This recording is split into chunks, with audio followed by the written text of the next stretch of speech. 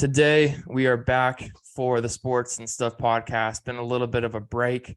Very excited for this one. We have a great guest who's one of the low-key up-and-coming legends in the photography scene here for high school sports. We got Maddox Doolin. You know him better as Doolinmade. Appreciate you coming on, man. How you doing? I'm good. Thanks for having me. Before we get into everything, how was your Christmas? We just celebrated Christmas a couple of days ago. So how was it with all your family and friends?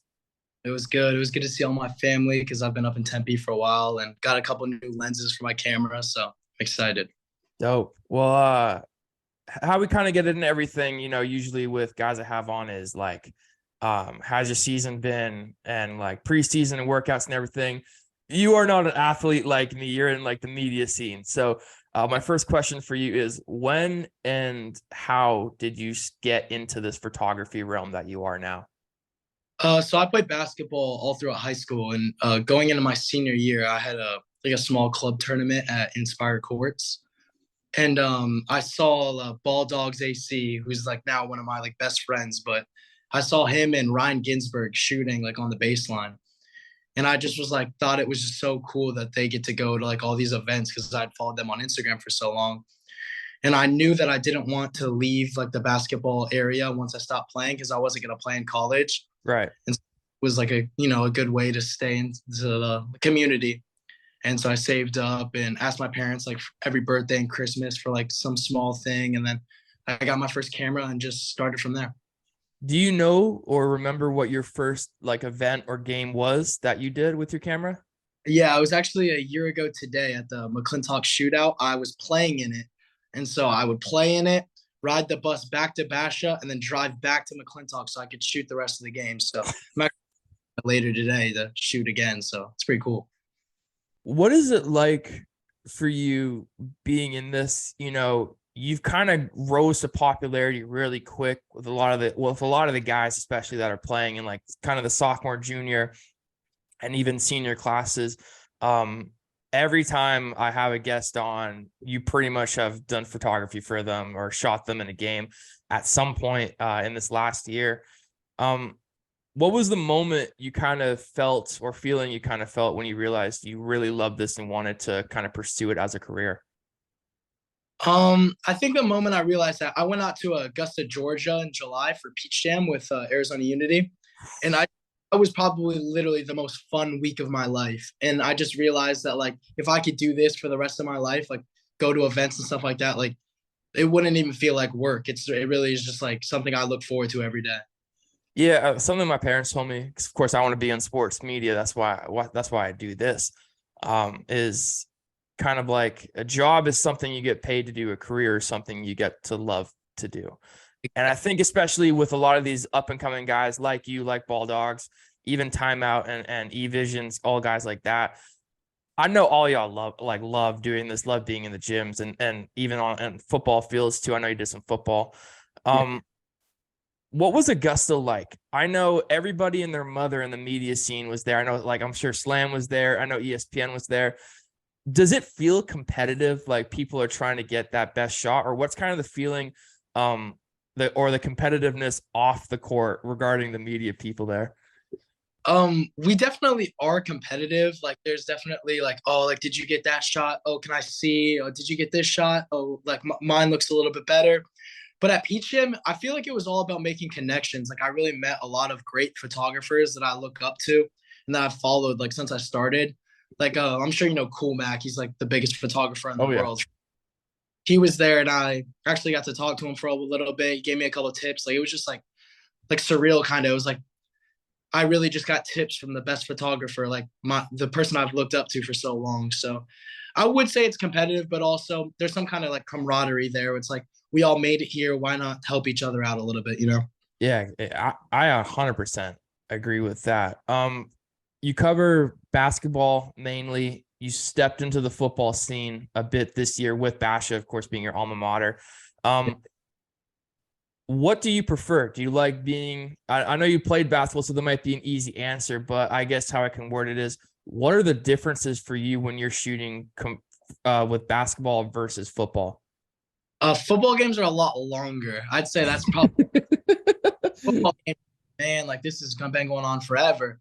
And then also football is the field is so big, so it's not always on the 20-yard line, you know. So like if there's a 20-yard pass up, then you have to run with them and try to get to the next spot so you can get a good spot. So you're just constantly walking around the field, running. In basketball, like you can really just sit like in the corner all game if you really wanted to, and you'd get like perfectly fine pictures. Other than that, football is definitely a lot harder to shoot because the field is so much bigger. Mm-hmm. But it's definitely, I feel like football might even be a little more rewarding because you're on the sidelines with the players. You know, they're like, "Oh my god, like did you just get that?" And it's just like really like cool to be like, you feel like you're a part of the team a little bit. Yeah, I remember I got to cover a lot of football with AZ Preps this year, and I just remember like hauling ass down the field after like 70-yard play. Like every other drive, it felt like I was just sprinting down. Um, you were at Hoop Hall, which I want to get into a bit regarding photography and then play as well, because there was a lot of top guys there. Yeah. But first we'll say I of course saw you and Ball Dogs and the rest of the guys there. What would you say best describes what makes you unique compared to the others? Because they were like there's like 20 of y'all. Just like I know y'all like chopping it up and like just hanging out and stuff, but what makes you unique and how you shoot unique compared to the others? It's a little more of a basic answer, but most of those people that you're talking about, they only do video. Like pretty Yeah, much 80% of the people, probably 90% of the people on that baseline aren't taking pictures like really at all.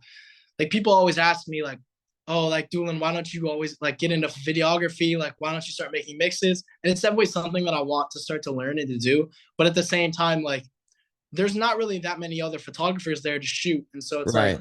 if everyone's getting video and we're all getting the same shot, it's really not as cool. But if you see the video of the dunk on Ball Dogs AC, and then you go over to Doolinmade and you see the picture of the dunk, I feel like that's pretty cool.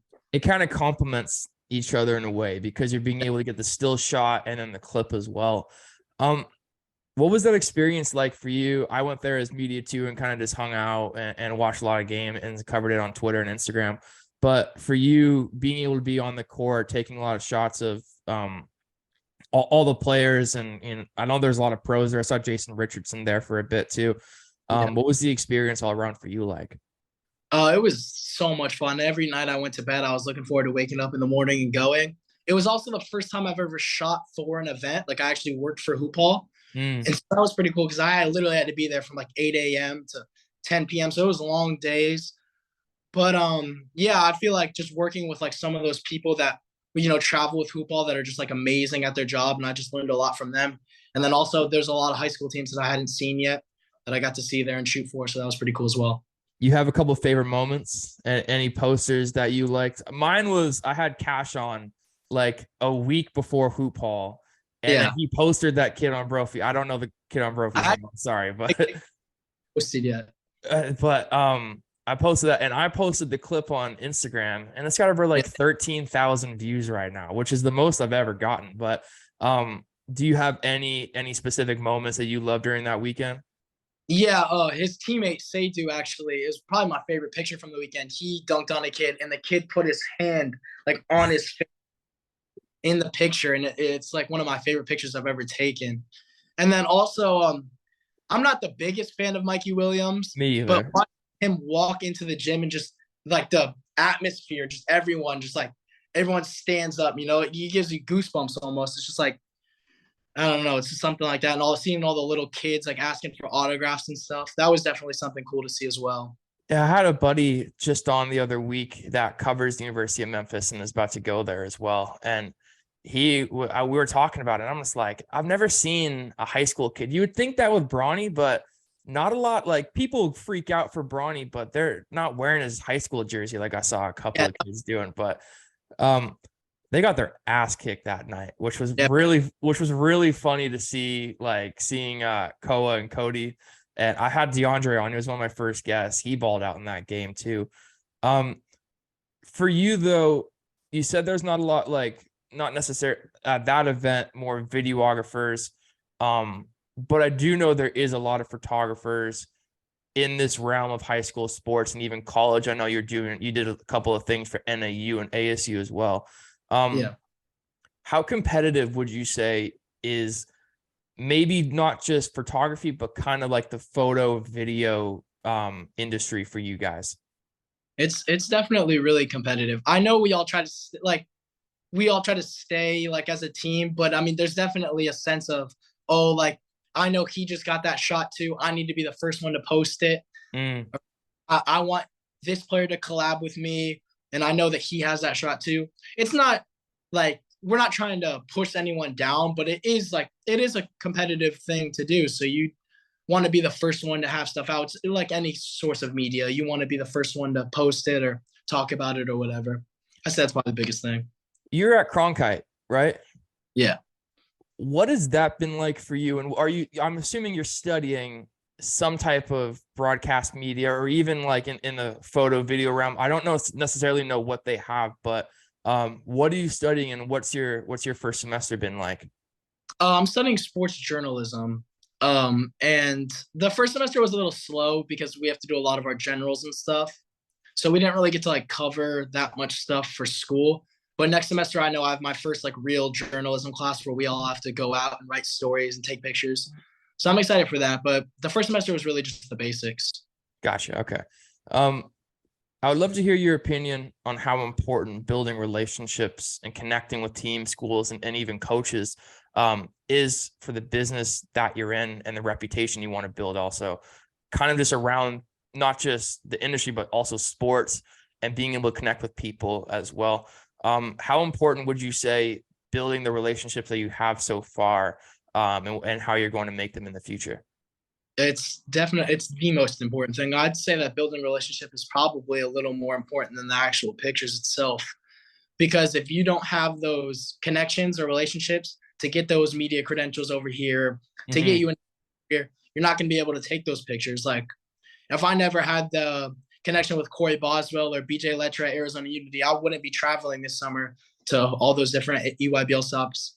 Or if I didn't have that connection with Nathan Clark at Hoop Hall, then I wouldn't have been working for Hoop Hall that weekend. So it definitely helps you get in the door and also helps you get your pictures to those high level athletes. Like if Right. you know that is close to a Bronny James or a Mikey Williams, that's how you get posted by them. And that's ultimately how you grow your brand. So it's really important. What kind of reputation have you wanted to build from the start? I know you just released t-shirts and I didn't get to buy one, which I'm so pissed about because now I'm having you on and it would have been dope to at least wear it while I'm interviewing you. But are you wearing it right now? That's sick. Um, what was kind of your I guess mode or or reputation you wanted to build from the start to benefit you in the future? So my ultimate goal is to, work for like a pro level team or a pro level athlete. But right now, since I'm doing a lot of high school stuff, I want it to be like if one of the players knows that, Doolinmade's going to be at their game tonight, I want them, to be excited. Like they're going to wear that arm sleeve that they've been waiting to wear or, they want to look good. And also I want it to be like, oh, like if he's at your game, that's like a big game for the night. Because that's kind of the reputation I want to build. It's just like, then like the big games, like I'm gonna be there, like the important events, like I'm always gonna be there, taking pictures. And when you open Instagram, if you know there was a big game that night, like I'm the first thing that pops up of 10 pictures from that night. You've created that filter you use, right? Yeah, I don't use any filters. Like I edit pictures individually, but I try to Oh, go for like, sorry. Yeah. Um, yeah, yeah, that's me. how long did it take you to kind of create that I guess kind of style that you do? Has it been like months and months of trying different things and just like being like, oh, that shit doesn't work, that doesn't work? How long did it take you to really kind of solidify your style of photography? So I remember just going for the first like 4 months of photography. I was kind of just guessing, I was looking up YouTube videos and just messing around with stuff. And then I remember clearly the first game that I ever tried to do like a style that I like thought looked cool was in Kentucky. I was visiting Kentucky because I was planning on going to the University of Kentucky, Mm, and I brought my camera with me and went to like one of the high school. It was like a district championship game, and I took pictures of them. And I wanted my pictures kind of to look like Cool Mac a little bit. My pictures, you'll notice they're like a little high exposure. Like my yeah. pictures are really bright, and then they're also like colorful. And so I was going for that, and I remember doing that, and I thought they looked pretty good. But looking back on it, probably wasn't the best. And so ever since then, I've just been I've just learned more and more about Lightroom, which is what I edit on. And so I just keep trying to test things. And I don't think I'm there like really at all. Like I think I still have so much to learn. And so every time I get into Lightroom, I just try to do a little bit something new. You were just with NAU a couple of months back, up at their practice facility. Yeah. How did you get that connection? Because that's a big one, Division I level. I had Jason Parent on, who's a redshirt freshman. He'll be really playing next year. But how did that connection get started, and even being able to shoot ASU guys as well? Yeah. So I went to high school with Trenton McLaughlin, and that's like one of my best friends now. Like whenever he's here, I mean, he stayed with me for Christmas. That's like one of my best friends. So I just hit him up and I was like, "Hey man, do you think you can talk to Burkhart about me coming up to a practice?" And he asked for me, and then I already know like Oakland and Liam Lloyd and all of Right. them. And so Burkhart said I could, so I drove up there and I stayed with Trenton for the night, and I got to take pictures at their practice, and then I also got to go to their Midnight Madness and document that as well. And then when they were down here, when they played ASU, I applied for a media pass through Doolinmade, and I got one, so I got to go to their game and watch them play as well. What would you say before we kind of get into? I got your high school stats here, because of course this is a high school podcast. But how would you feel, or say, kind of the college basketball scene here is growing? U of A, I'm not going to count it because it's not in the Valley, and Yeah. like they're always top 5 ranked, so it doesn't really matter about them. But regarding like ASU, GCU, and we'll add NAU in too, how do you feel those schools and teams are growing with the recruiting they're doing and trying to get, those homegrown, like really good high school players like Oakland, to stay and play in the Valley? Yeah, I think NAU is doing like a really good job of recruiting from the Valley. I mean, a lot of their roster, you have Oakland, Jason, Trenton, like a lot of them are from the Valley. ASU, it's a little harder because they're recruiting like top level, but I still think that they could get a couple more Valley players. But I wasn't too high on ASU going into the season. I've been to a couple of games. I got to shoot a couple of games, and they look pretty good. I can definitely feel the sense of urgency. It's like they need to start winning. So it looks good. And then GCU also went to high school with Gabe McLaughlin, who's their starting forward. And they look really good. I got to go to a game. I've been applying for media passes to shoot a game for like the past 2 months. It's just haven't had any luck, but I'd love to game soon. But they look good. Yeah, I was about to go to GCU, but the degree I want, I was just like, there's no real degree path, I feel it's like, for me, besides like Cronkite, but it was just too hard to get into for me. But I got your high school stats here because we are a high school basketball college podcast. You played at Basha, 25 games played. I saw 100% field goal percentage on a couple of games with a couple of threes you made in the game. We don't need to get into the stats, but how much did you love playing high school basketball at your school specifically? Yeah, no, I love basketball. Like ever since I was a little kid, I've been like really into it. Like in junior high, I got cut both years from my junior high team. I'm gonna quit, but I just loved it so much. So I worked my ass off, and I played at Bash all 4 years. And my junior year, I made varsity, but didn't really play that much, and got to play with Trenton and Thomas Hastings, who's at Scottsdale Community College now. And then my senior year, I actually got an opportunity to start every game. And so it was actually a really cool opportunity for me because I never really gotten that kind of playing time at the high, like, like Right. in the AIA level. And I mean, we play in the most competitive region in the state. And so it was really cool to see that level of basketball and to actually play in that. I thought I shot it okay that year. And it also helped me build a lot of connections for my photography because I already knew a lot of these kids played against them. And now they see me on the sidelines, so they want pictures from me. So it was a good thing to have. Yeah, I didn't get to play in high school. I transferred to 3 different schools, but I got cut my freshman year. I played club with AZ Storm, and I remember being open for a 3, and all of a sudden this like 6'5" kid came out of nowhere and blocked the shit out of my shot. And I was like, yeah, I can't do this anymore. I'm not going to make it anywhere. Before I let you go though, like you said, you've built a lot of connections with a lot of players, a lot of kids around the Valley in the collegiate and high school level. What are some names people can look out for? We're going to exclude Cody and Koa because everyone kind of knows them already. But some up and coming kids, some underrated guys that you've been able to shoot. That give me 5 that people should look out for. Okay, so I'm gonna start with someone that you've already had on the podcast, who I've actually become a really big fan of recently, is Dylan Novak. Oh yeah, Like, he looks really good this year. I'm also gonna shout out my point guard from Basha, Isaiah Johnson, who I feel like doesn't get the love that he deserves. Um, Other than that, I think Caden Hunter at Liberty is a hell of yeah. a. He'll be at Pimo with my boy Nico, who I know you've had on the podcast. I've had Caden on too, and I went and Oh, saw them play.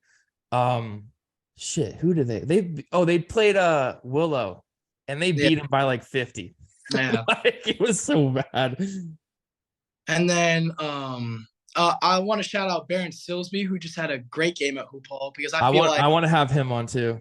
he has, like, his teammates are all the ones that get a lot of the love, but when he's open, he's not missing. Mm-hmm. And then other than that, I think Braden Speed, who I expect to play for Arizona Unity this summer, he's a hell of a defender. That's who I had to guard when we played. Gave me the work. I've had him on. I've had Caden on. Oh, okay. And Braden was a great guest of mine. I got to talk to him after that St. Mary's game at Hoop Hall, because he went down, and I'm like, the way he was sitting, it looked like he like tore something, because he didn't move for like a good 5 minutes on the court. But I talked to him, like, it was just he's like, I was cramping. I just didn't want to get up. I'm like, thank God, dude. But for a sophomore last year, he had a lot of accolades and a lot of regional teams. So, any upcoming events? You said you're going to be with AZ Unity. I know the EYBL is coming here, so I got to talk to you about getting a media pass too to come and cover that. But any events for you coming up that people should look out for you to see, for them to see you there? I'll be at McClintock the next couple of days. I might go down to Tucson, because I know there's a JUCO tournament there later this week. Other than that, I'm just gonna, I know the AIA games don't really grow my account as much as some of the high level games, but I feel like those games are really where I get to practice and get a lot of shots. And it's also just nice to let those high schoolers have a lot of shots. So probably just be at the AIA for the rest of the year until the summer starts, and then I'll be all over. Well, man, I appreciate you coming on and chopping it up with us. Anything to shout out before we get out of here? I'll have merch, hoodies, and more shirts coming out soon, so take a look out for that. Other than that, just keep supporting. I appreciate everyone. Well, I appreciate you coming on, Doolin. Everyone, make sure to go follow him at Doolinmade on Instagram. I'm gonna need to buy a hoodie and a shirt to be wearing at the games I go to. But wishing nothing but the best of luck, man, and I'll see you soon. Appreciate you, man.